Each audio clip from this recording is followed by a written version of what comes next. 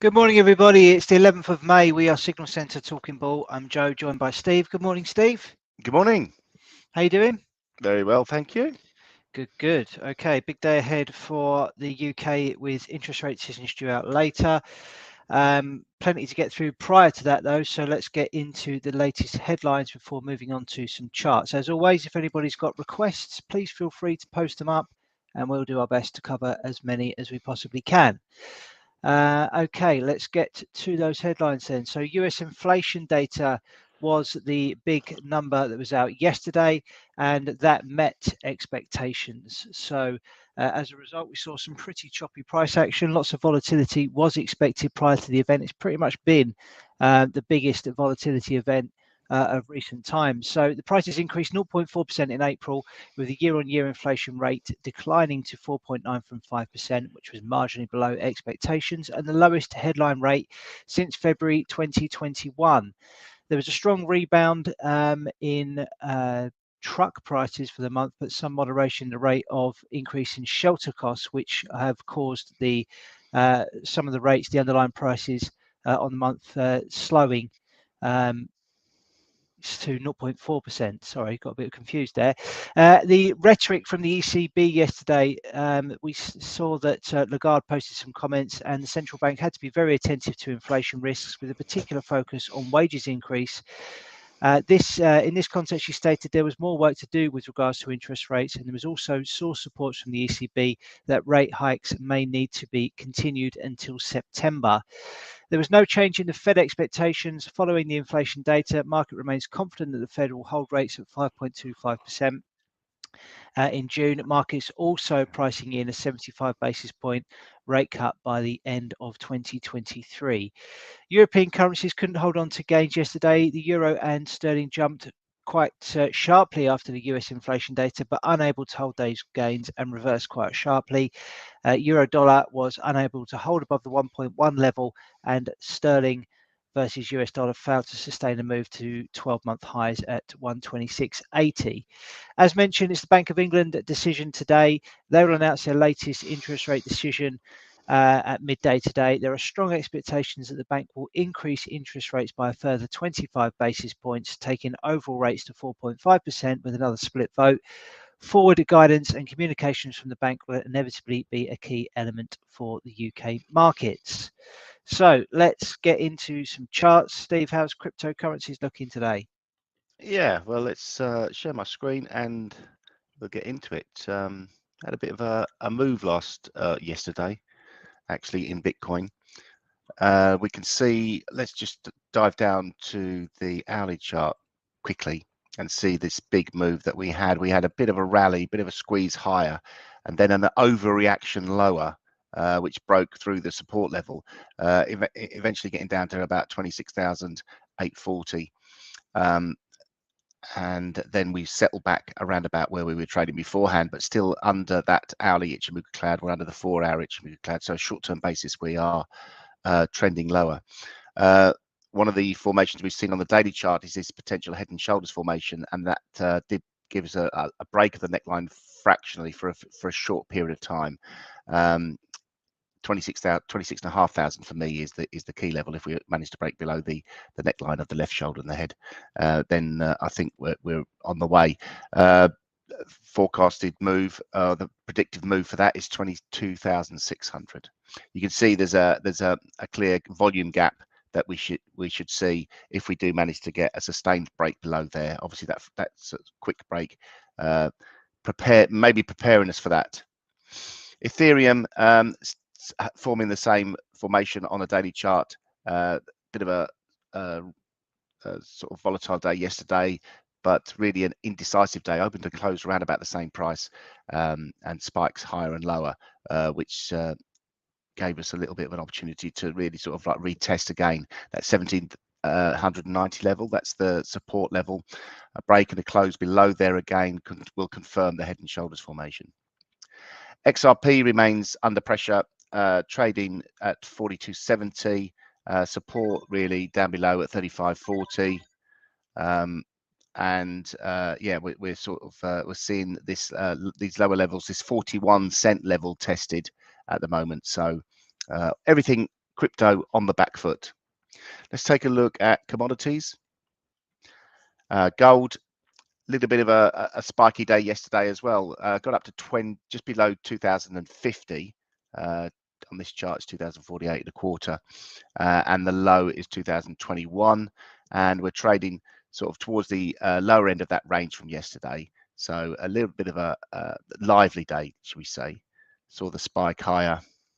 Show it on the hourly chart, maybe a bit better. 1 second.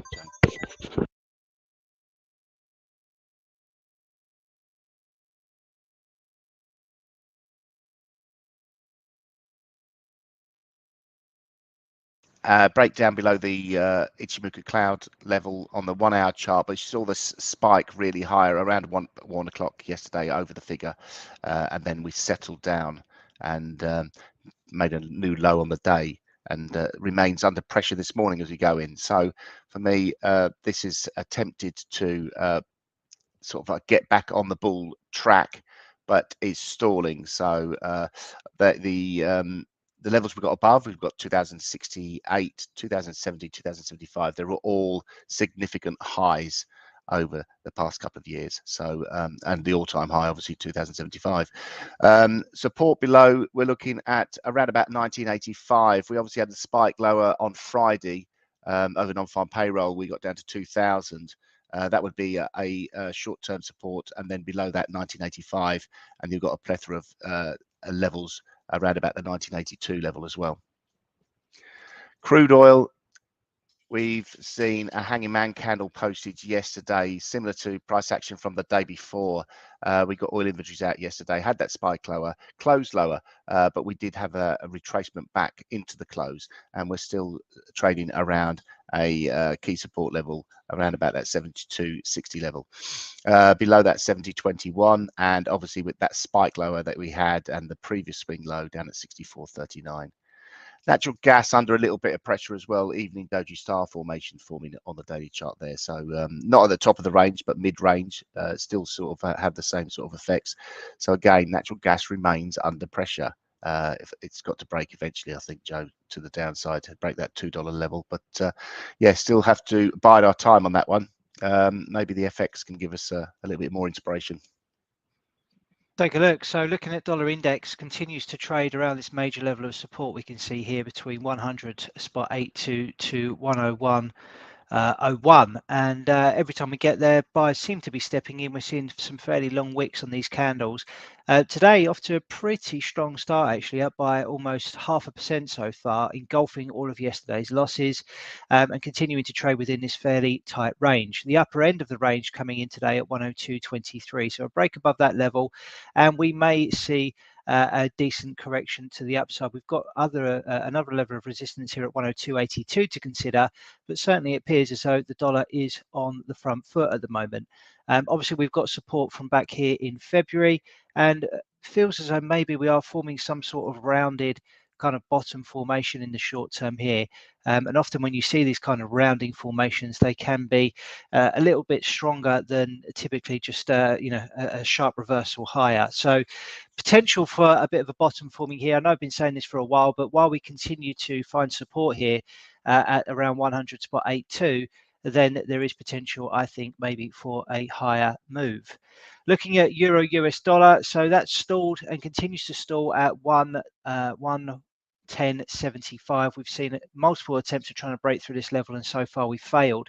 What we are now seeing is this bullish trend come under a bit of a threat. Obviously, as time has gone on, we've been talking about this lower end of this channel, but as prices have moved along, we're now catching up with that. So it's not actually too far for it to travel in order to reach the lower end of that, which is coming in at 108.75 today. And as you can see, we're engulfing yesterday's gains and taking out some previous lows that we posted going back to the 2nd of May. So that may trigger further losses today. So we have to wait and see. Obviously, the dollar is going to dictate what happens with this. If we do break the channel, then it may be that we continue to see prices trade within a range for a period of time, ultimately maybe targeting these lows that we last saw back in March down at 105.31. Looking at cable, that's on the back foot again today. We can see an attempt at trying to break through this resistance level at 126.66. If we go all the way back to the left-hand side from May 22, we can see this was the last time prices were at these levels. And in recent sessions, we've seen a fair bit of indecision. So we posted this shooting star candle on Monday, the 8th. Prices have been very undecided since then. Yesterday, another kind of topping candle where we made new highs on the day, but then closed pretty much where we opened, and now we're on the back foot. So it looks as though we may be in for a bit of a corrective move here. Obviously, we've got this Bank of England decision today, so this could create some fairly significant volatility. We are expecting a rate rise of 25 basis points. So anything other than that may create some significant movement here. Let's take a look at some of the other majors. Let's look at dollar yen. This hasn't been doing an awful lot, and it's still really the same picture there. We can see there is a sequence of higher lows here, but we have got resistance here at 137.91, and prices failed to move above that level. Looking at dollar Swiss, let's have a look what's happening here. So we broke down through a key level of support at 90.84 back here in April, and since then prices have remained under pressure. Potential therefore a bit of a correction higher, but likely that we'll see prices rally into these previous support now turned resistance levels.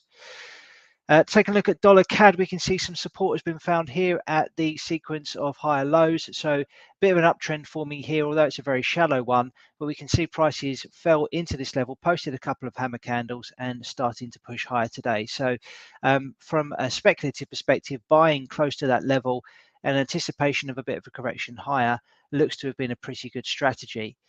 Just take a quick look at some of these commodity currencies. I see there's a couple of requests there as well, which I'll get to in a moment.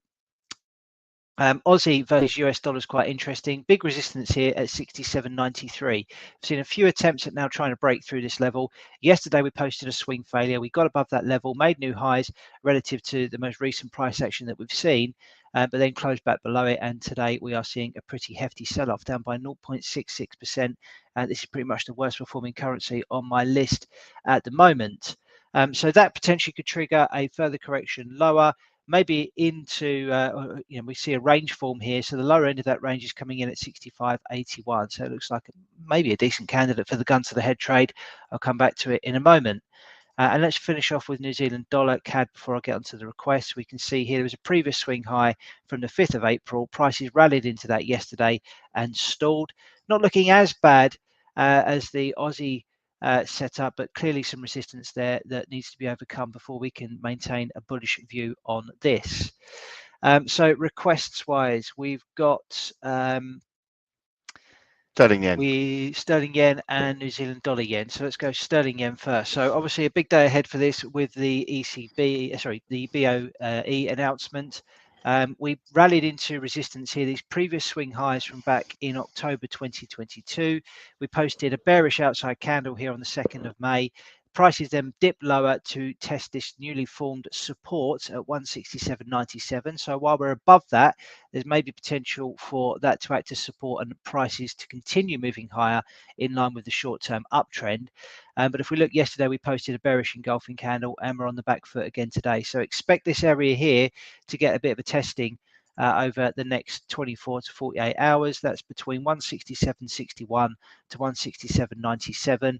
I think if you want to continue to trade in line with the bullish trend here, then buying into that area, buying dips into that area could be or would be my preferred strategy, expecting a move back up to retest these highs.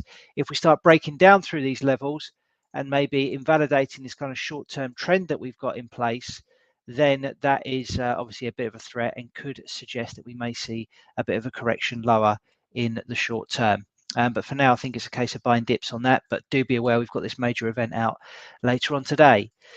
New Zealand dollar versus the Japanese yen. So this has been range bound for a number of months, really going back to December last year. And we can see that every time we tried to get through those levels, we failed. And every time that we found, and each time we found support around this region here at 81.03. So seeing a decent move to the upside. We saw a false move here on the 2nd of May where we broke through the level but failed to close above it, posting a swing failure. But then we came roaring back on Monday this week, breaking through this level. And now what we're getting is a retest of these newly formed support. So again, it could be a case of looking to buy into dips in the short term, hoping that these levels provide some support, given that we've seen a pretty strong breakout to the upside. So I think probably buying anywhere between 84.46 to 84.98 would be my preferred strategy, in anticipation of a continuation higher following the break of this range. So looking pretty bullish here, but obviously we have seen 3 days of selling, including today, which is not yet over. So buying pullbacks into this region would be my preferred setup. Mondoso asking why GBP is sterling, why it's called cable. So Steve, you must have a story about that. Yeah, right, very simple. There's a big cable that stretches between the US and the UK. Between London and New York, right? Yeah, between London and New York, that lays under the sea. And that was how prices used to were first transmitted from each country. Exactly Through a that. big So cable. it's as simple as that. A large cable put across the Atlantic, and that's how we transmitted prices between London and New York. And that is why it's, well, it has been forever, as far as I'm aware, been referred to as cable. Yeah. Hopefully, history Hopefully, lesson for you there today. hopefully that doesn't offend anyone, Joe. No, why would it?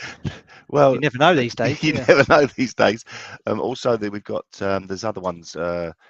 There's nicknames for dollar yen, and that's Bill and Ben. That might be offensive. I don't know.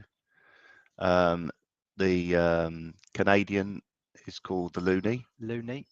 The US dollar CAD is called, or the Canadian dollar is called the loonie. That's in reference to the bird. Is it the loonie? Is it like something, the bird, that the national bird or whatever? It could be. I always thought it was because it's traded with crazy price action. Yeah, well, there you go. It could be. And there's others. That probably are offensive, so we won't go into them. Yes, indeed. Okay, let's skip on from that to look at indices, Steve. Yeah, let's have a quick look. Sorry about that. The one that's really, this is one mark under head yesterday, as Modesol pointed out quite correctly, had a bit of a stinker with it yesterday, got stopped out. It was either this or the S&P is one of the two. But yeah, looking at this again, and again, it's sort of like it's priming me or setting me up for failure here. But we're in this corrective phase. We can see, overnight's price action's been pretty strong. And we are sort of like heading towards resistance at 4,358. Above that, we've got the most recent high at 4,420. But there does seem to be a little bit of support coming in, but it's running into short-term price resistance. We've got this downward trending resistance here. We've got the Ichimoku cloud as well. So this would be a good one to fade with a really tight stop. But we can see on the hourly chart we have just broken above that Ichimoku cloud on the EU50.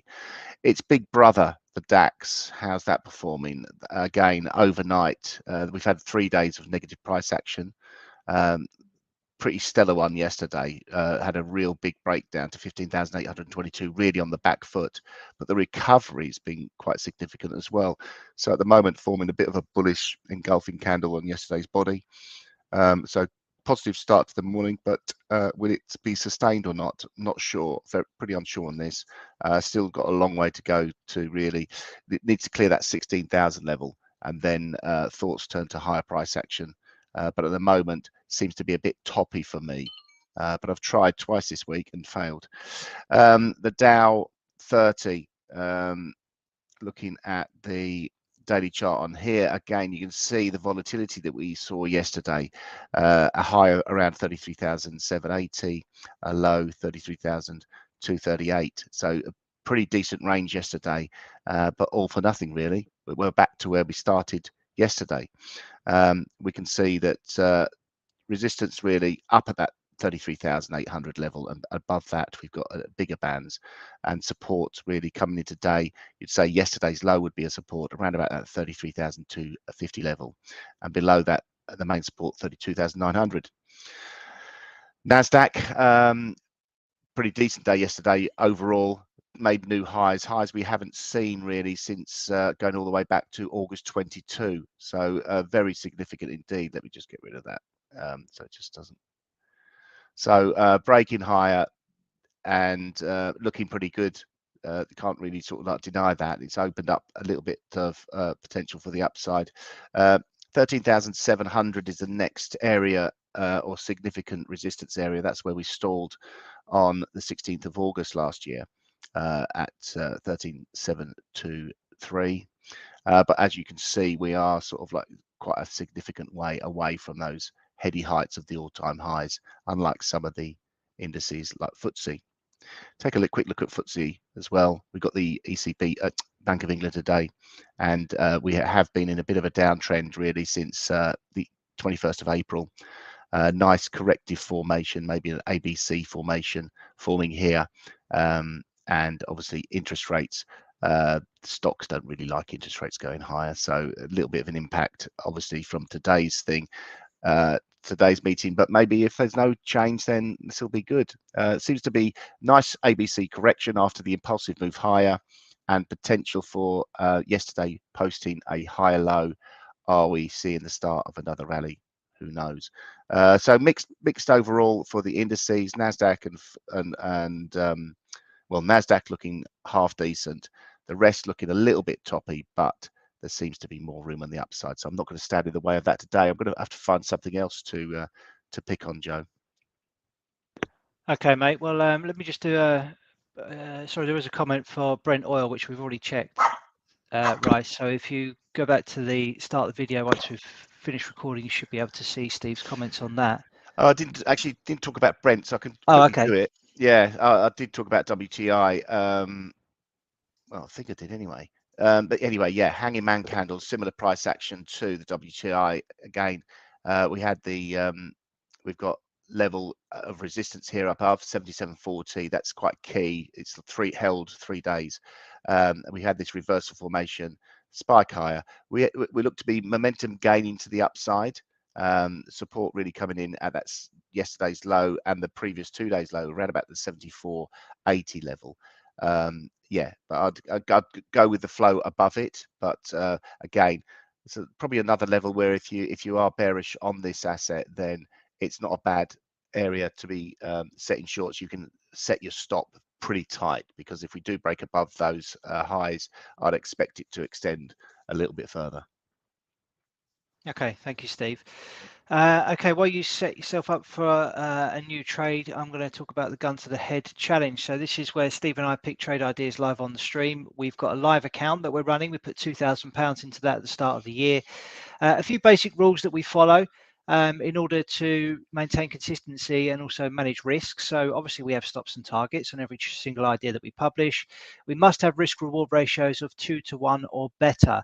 So for every £1 that we risk on our trading account, as a minimum, we're always looking to make 2 as a reward. The trades are closed at 9 p.m. unless the stops or the targets are hit. The reason we do that is so that we can clear the decks, not have any trades that we're managing as we go on, because some of these trades could potentially run for days and days and days. Also, it means that we don't actually get charged any overnight financing fees for holding these positions as well. So it's another way of keeping costs down. And we risk 1% of trading capital on each of these ideas that we come up with. So it's a very fixed and rigid and disciplined approach that we take to make sure that we basically preserve our capital as best as we possibly can. Now, I just want to touch upon some expectation stuff, really, because obviously we know a few people watch this, and it's important that you understand the context of this. Yes, yesterday's trade didn't go so well, but if we look at how we've been doing on these trade ideas, we've actually been doing this now since when was it, 2000? Well, we've done 800, nearly 850 episodes, or nearly 900 episodes of this. So we've got a pretty significant history, really, of doing these trade ideas. But as you can see here from the win rates, they're around 40%. So if in fact our default expectation from these trades is that we're going to lose, that's why we have these risk reward ratios that are 2 to 1 or better, because when we win, we want to make sure that our winners are far greater than our losing trades. We can see here the collective R performance. So by risking 1% of our capital on each trade idea, we're up well in excess of 100% in that time period. And obviously by compounding our winners by risking a percentage of our capital each time, that's had a huge impact as well. So we can see the individual analyst performance here. So I'm in blue, got off to a really good start with this. And in fact, I'm actually still in a drawdown phase because I haven't actually been able to rediscover these previous highs that I hit back way back when in 2020.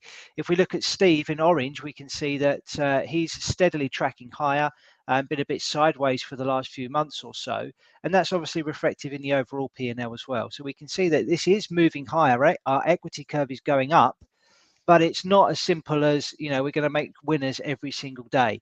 This is a bit of fun. And as I said, our default expectation, because of the win rates that we've got, is that we are more than likely going to lose on these trades. But when we do get a winner, you know, that's when the fun starts, and we get, you know, typically winners are much bigger than our losers. So hopefully that clears things up for people, and you can kind of, you know, understand what we're trying to achieve here. Excellent, thanks, Joe. Steve, you got a trade idea ready for us? Yeah, I keep getting dragged back into the EU50, only because the EU50 is a little bit easier to put on than the other indices because of the size of the contract. So that's the main thing.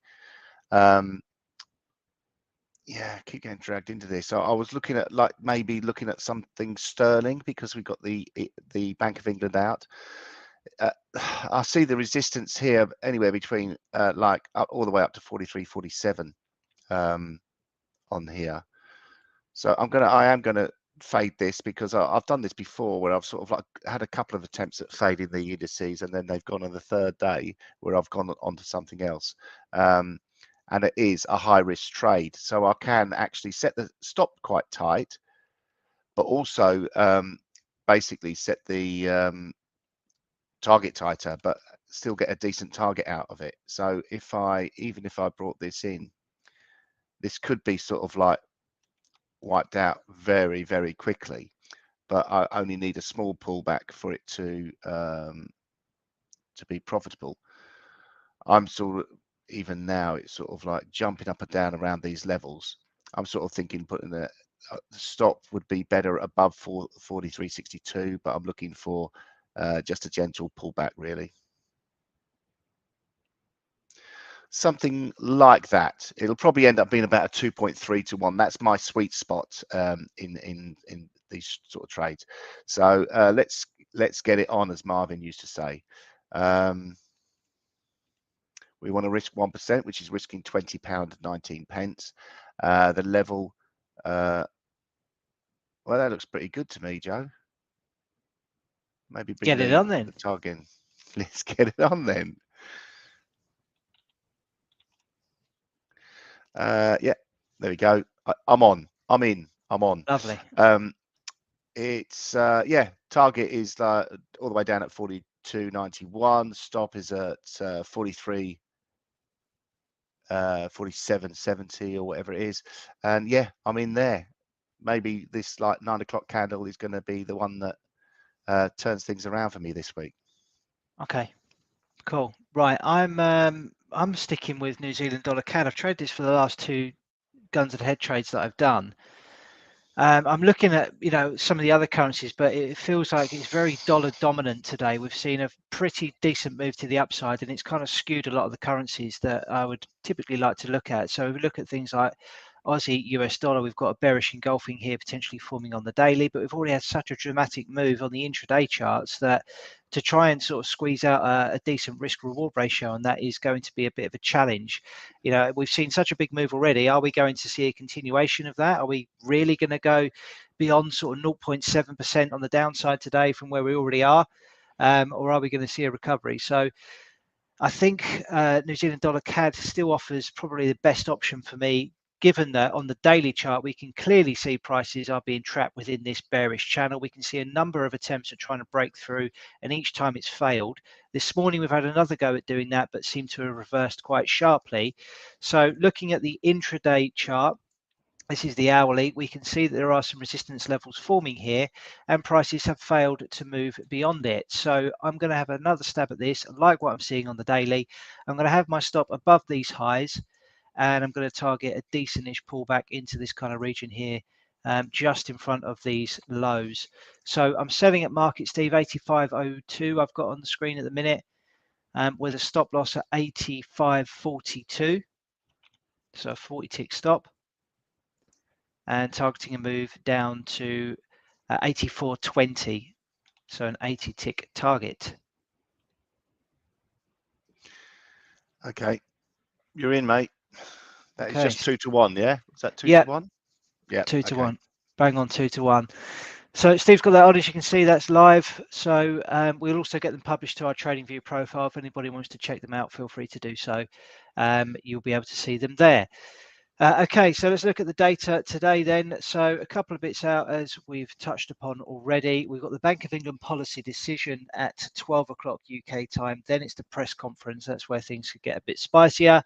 At 1:30, we've got US jobless claims. That'll be an interesting one because it's a oh, sorry, it's not non-farms. I'm getting confused. That was last week. So we've got US producer prices, another inflation metric, and then tomorrow morning, prior to the market open, we've got UK GDP. So plenty for us to be aware of over the next 24 hours. That's it from Steve and I. We're going to leave it there and wish you all a fantastic day ahead. Yeah, cheers all. Bye-bye.